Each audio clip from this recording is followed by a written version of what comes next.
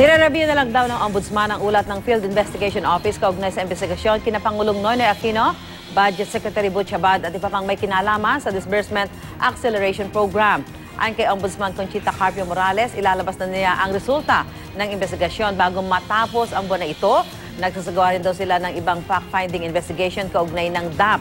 Ayon naman sa Malacanang, may kapangyarihan ng Ombudsman na mag-imbestiga pero paalala nila na base sa saligang batas, may immunity si Pangulong Aquino. Wala pang reaksyon si Abad kaugnay ng investigasyon. Pero dati na niyang ipinagtanggol na nakinabang ang bansa mula sa DAP. Ayon naman sa Ombudsman, hindi nila minadali ang kanilang investigasyon. We don't release the investigation report. Either we approve or disapprove it. If we do not agree with the recommendation to initiate preliminary investigation, that means that the case is deemed closed and terminated.